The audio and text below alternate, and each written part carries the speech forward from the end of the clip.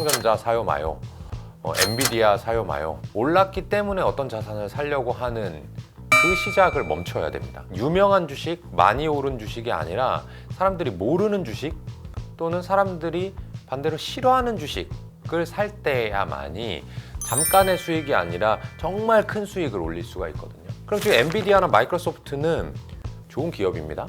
근데 올랐나요, 안 올랐나요? 많이 올랐죠. 사람들이 되게 많이 좋아하고 있죠. 그러니까 싫어하는 주식은 아닌 거예요. 엔비디아를 지금 사가지고 막 돈을 벌 가능성? 그것보다는 10분의 1 토막일 때 샀어야죠. 주식을 사면 1, 2년 후에 또 그 주식이 잘 나가고 있을 거예요. 지금 잘 나가는 주식은 안 나가고 있을 거고요.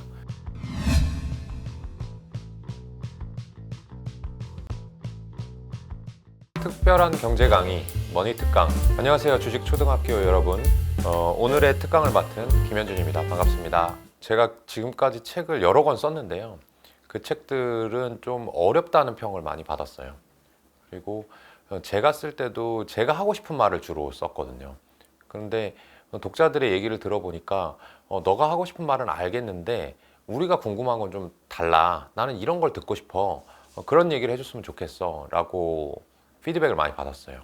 결국에는 책이라고 하는 거는 이제 독자들이 뭔가 읽고 배울 수 있는 그런 매개잖아요.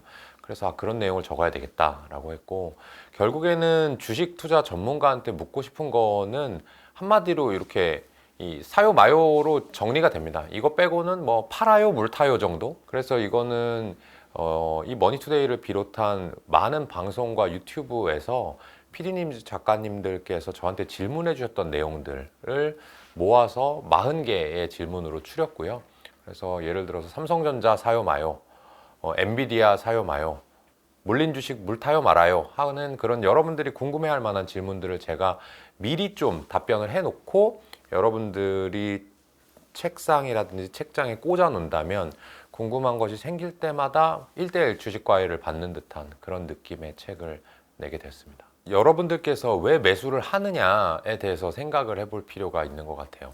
대부분은 뭐 주식뿐만 아니라 어떤 자산을 투자하려고 할 때 그 기저에 뭐가 있냐면 올랐기 때문에가 있어요. 실제로는 난 아니야. 나는 삼성전자가 반도체를 잘할 것 같아서 산 거야. 앞으로 강남에 입지가 좋으니까 강남 아파트를 산 거야. 라고 말씀을 하시지만 정말 솔직하게 이제 가슴에 손을 얹고 생각을 해보면 올랐기 때문에 오른 이유를 찾아보다 보니까 좋은 것 같아. 또는 올랐기 때문에 다른 사람들은 돈을 못 벌었는데 나는 벌고 싶어. 이런 식의 생각이거든요. 그래서 첫 번째는 올랐기 때문에 어떤 자산을 사려고 하는 그 시작을 멈춰야 됩니다. 어떤 주식을 그럼 사야 되느냐라고 생각을 해본다면 사실은 유명한 주식, 많이 오른 주식이 아니라 사람들이 모르는 주식 또는 사람들이 반대로 싫어하는 주식을 살 때야만이 잠깐의 수익이 아니라 정말 큰 수익을 올릴 수가 있거든요. 잠깐 올랐다 내렸다 하는 것은 여러분들의 자산에 큰 변화를 못 주고요. 그 자산이 2배, 3배, 10배가 오르는 모습을 봐야지만이 결국에 이 레벨업 될 수 있는 거거든요. 정리를 해보면 올랐다는 이유로 주식을 사지 말자. 오히려 안 오른 거 또는 사람들이 어떠한 이유로 지금 싫어해가지고 소외시키고 홀대받는 그런 주식들을 사는 게 사실 가장 쉬운 방법입니다. 싫어하는 주식 같은 경우는 이미 대기업이 됐거나 또는 사람들이 알만한 주식인 경우에 투자하기가 쉬워요. 예를 들어서 모르는 주식을 투자해라 그러면 일반 사람들도 모르고 전문가도 모르는데 내가 어떻게 모르는 주식을 발굴까지 해? 못할 수 있죠. 근데 유명한 주식 중에 최근에 야 그거 왜 사니? 그런 거 요새 투자하는 거 아니야 라고 핀잔 받을 것 같은 그런 주식들이 있거든요. 그런 주식들은 반대로 오르지 않은 주식들, 내렸거나 지지부진한 주식들이거든요. 생각해 볼까요? 우리 한 몇 년 전까지 미국 주식 중에 가장 좋아하던 주식 뭐였죠? 애플. 또 하나 들자면 테슬라. 맞아요. 예. 지금은 뭐 좋아하시죠? 엔비디아, 마이크로소프트. 우리나라 사람들이 뭐 좋아하죠? 뭐 싫어하죠? 라고 했는데 그거를 그냥 답변이 나올 정도로 유명한 기업들입니다. 그렇죠? 그럼 지금 엔비디아나 마이크로소프트는 좋은 기업입니다. 근데 올랐나요? 안 올랐나요? 많이 올랐죠. 그래서 사람들이 되게 많이 좋아하고 있죠. 그러니까 싫어하는 주식은 아닌 거예요. 애플이랑 테슬라 같은 경우는 약간 지금 미운 오리 새끼가 됐거든요. 시가총액이 상당히 큰 주식임에도 불구하고 다른 주식이 막 화랑일 때 그 두 주식만 떨어지고 있어요. 그럼 지금 애플 산다고 하면 사람들이 뭐라고 하냐면, 야 이제 스마트폰 끝났어, AI 시대야, 걔네 애플카도 포기했잖아, 중국에서 뭐 잘 안 된다던데? 그런 얘기만 나와요. 테슬라 산다고 하면, 야 전기차 이제 끝났어, 전기차 다른 회사들도 다 만드는데 일론 머스크 지금 뭐 딴 데 관심 있는 것 같은데, 달나라 가는 데만 관심 있는 것 같은데, 이렇게 핀잔댔잖아요. 떨어졌으니까, 소외됐으니까 사람들이 그 이유를 찾고 우쭐한 마음에 또 막 얘기를 하는 거죠. 근데 실제로는 엔비디아를 지금 사가지고 막 돈을 벌 가능성? 그것보다는 10분의 1 토막일 때 샀어야죠. 작년 상반기에 엔비디아가 상당히 안 나가던 주식이었습니다. 왜 그런 거 사냐? 2차 전지 시대, 전기차 시대. 1년 만에 주가가 10배 오르면서 지금은 엔비디아 안 갖고 있으면 바보가 돼버렸죠. 그렇게 투자를 하는 게 싫어하는 주식을 투자하는 방법. 분명히 제가 말씀드렸어요. 유명한 주식인데 사람들이 싫어하는 주식을 사면 1, 2년 후에 또 그 주식이 잘 나가고 있을 거예요. 지금 잘 나가는 주식은 안 나가고 있을 거고요. 기업이라고 하는 거는 꾸준히 성장하려고 노력을 하는데, 그 기업을 자산으로 하는 주식 투자자들의 마음은 이 위아래로 변동성이 아주 많거든요. 너무 좋아하다가도 너무 싫어하고, 또 반대로 너무 싫어하게 되면 다시 좋아하는 일이 생기게 됩니다. 그래서 내가 어떤 주식을 사려고 할 때 이걸 왜 사려고 하지? 이게 왜 좋지? 를 생각하는 게 아니라, 이거 사람들이 싫어하네? 근데 왜 싫어하지? 그게 정말 합당한 이유인가? 1년 전에 스마트폰을 많이 쓰다가 1년 후에 지금은 스마트폰을 안 쓸까? 1년 전에 테슬라의 브랜드 가치는 되게 높았는데 지금은 되게 안 좋을까? 반대로 엔비디아의 GPU 기술력이 1년 전에는 없었는데 지금 있었을까? 전혀 다르죠. 제가 유명한 기업, 큰 기업을 개인 투자자분들한테 권하는 건 어느 정도 열심히 임직원들이 일하고 있을 거고, 기술력이라든지 브랜드 가치가 분명히 있는 회사임에도 불구하고 그 중에서 안 좋은 평가를 받고 있는 기업, 살 때는 어려울 거예요. 왜냐하면 자꾸 떨어질 것 같고, 안 올랐는데 저게 오를 것 같고, 하지만 제가 말씀드렸죠. 조금 벌 거냐, 많이 벌 거냐를 생각해 본다면, 많이 벌려고 하시는 분들은 후자를 택하는 게 좋겠죠. 전문가들은 이 매수하고 매도하고 같은 일이라고 생각해요.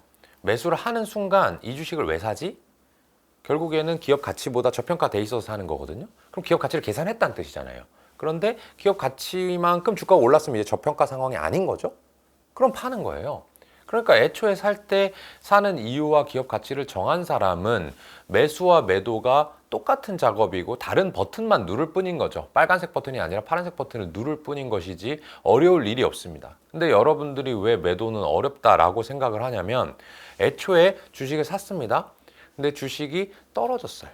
떨어진 상황에서는 매도를 별로 고민 안 하세요. 물 탈까? 아니야, 그냥 가지고 있어야지. 플러스 날 때까지. 어차피 팔 생각이 없으시죠? 근데 대부분은 실수를 하시고 손실을 보시니까 보통은 이익이 나는 경우가 일단 적어요. 희소해요. 근데 아주 낮은 확률로 이익이 났습니다. 주가가 운 좋게 이익이 올랐어요. 그러고 나면 팔까 말까 고민하다가 다시 떨어지는 거죠. 그죠? 그래서 다시 본전에 오니까, 나는 매수는 잘하는데 매도는 좀 어려운 것 같아. 매수는 기술이지만 매도는 뭐 예술이래. 나는 매도만 잘하면 돈 잘 벌 수 있을 것 같아. 그게 아니고 아무 생각 없이 주식을 샀는데 운 좋게 오른 것 뿐이죠. 그러니까 그때 가서야 매수냐 매도냐 이거를 생각하게 되는 건데, 사실은 그거는 운의 영역인 거고요. 애초에 내가 왜 사는지를 모르면 그 질문을 하게 됩니다. 그러니까 여러분들은 그럼 나 기업 가치를 계산하기가 어려운데요? 어떻게 해야 되죠? 그거는 실제로 어려운 게 맞아요. 공부를 많이 하셔야 돼요. 근데 공부를 하기 전이라도 조금 연습해 볼 수 있는 방법의 팁을 드리면, 내가 그 사는 이유를 솔직하게 적어보는 거예요. 최소한 한 석 줄이라도 적어보는 거죠. 근데 어차피 내가 내 일기같이 쓰는 거니까 거기다 거짓말할 필요는 없습니다. 있어 보이게 쓸 필요도 없어요. 근데 만약 내가 그 석 줄을 쓰기 시작했는데 옆 사람이 추천해서, 합리적인가요? 아니죠. 그러면 시쳇말로 현타가 올 거예요. 이 주식 사면 안 됐었구나, 애초에. 또는 과거에 많이 올랐으니까. 과거에 많이 올랐으면 미래에 오른다는 보장이 되나요?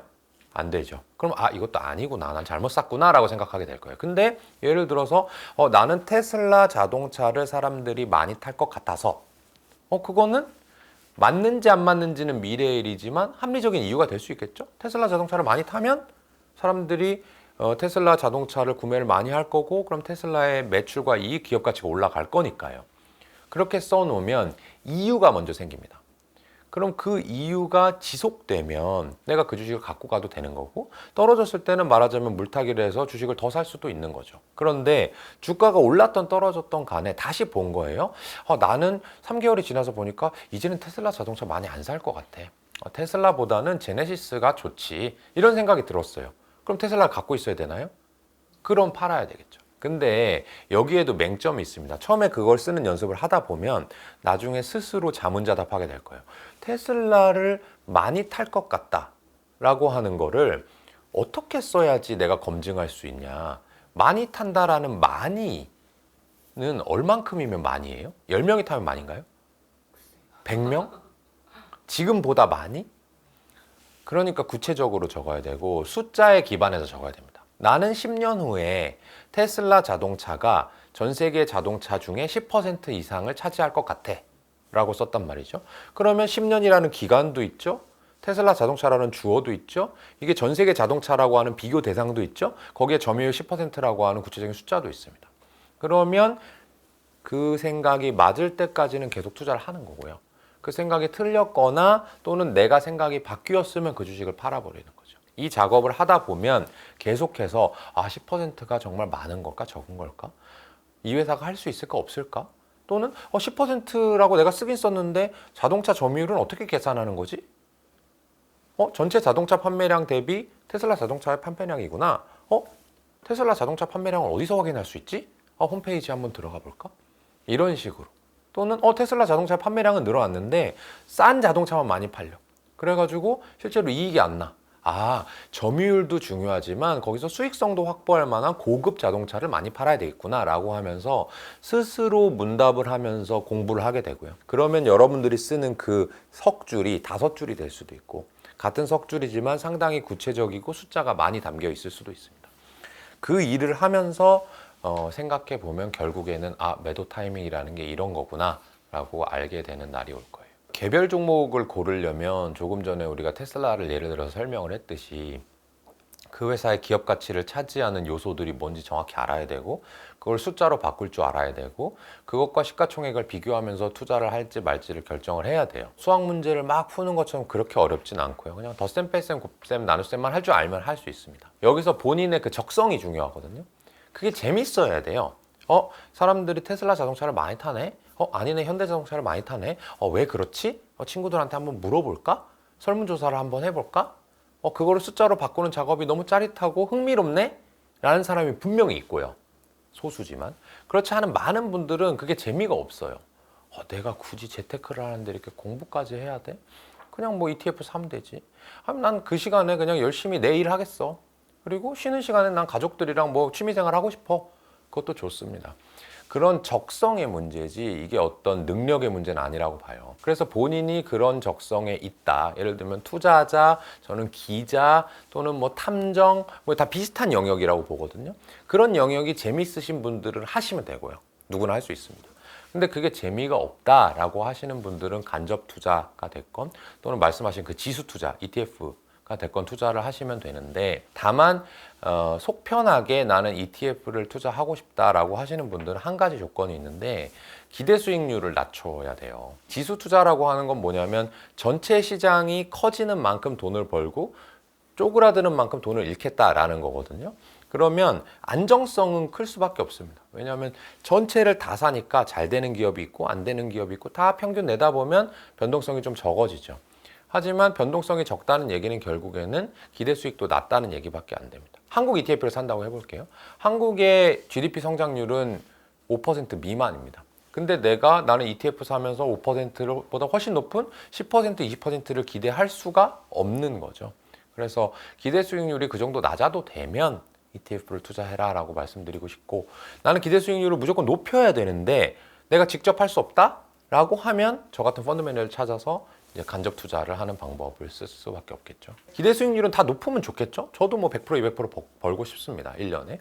근데 또 하나 이제 같이 따라와야 되는 게 위험 감수 성향이거든요. 내가 난 10% 이상은 절대 잃을 수 없어. 나 때려 죽여도 나는 원금이 보장돼야 돼. 라고 하시는 분들은 주식이라든지 ETF를 절대 할 수가 없는 거죠. 또는 난 한 20% 손실까지는 괜찮은데 매일매일 주식 보는 게 너무 힘들어 하시는 분들도 주식하기가 어려우시겠죠. 그래서 이 변동성이랑 위험 감수 성향이 어느 정도는 있는 분들이 주식을 해야 되고, 그런 분들이 그렇게 위험을 감수하고 이 스트레스 받은 거를 보상으로 기대 수익, 높은 기대 수익을 얻는 거거든요. 그거는 여러분들이 보통 여기를 보시려면 제 생각에는 최소 20대 후반? 30대 이상의 구독자실 텐데, 그러면 깨달음이 있을 거예요, 스스로. 아, 나는 로또만 사도 그거 투기 같고 굳이 왜 해야 되는지 모르겠고, 여행 가서 카지노 한번 가는 것도 되게 무섭고, 뭐 이러신 분들이 있는가 하면 그냥 한번 내기하는 거 너무 좋아한다, 이런 사람들도 있을 거고요. 내가 성공할지 실패할지 모르겠지만 나는 사업을 한번 해봐야 되겠어, 큰 걸 노려야겠어 하는 사람이 있는가 하면 난 그건 모르겠고 안정적인 직장을 다니면서 내 취미생활만 하고 싶어 하시는 분들이 계시거든요. 그게 결국에는 기대 수익과 위험 감소 성향입니다.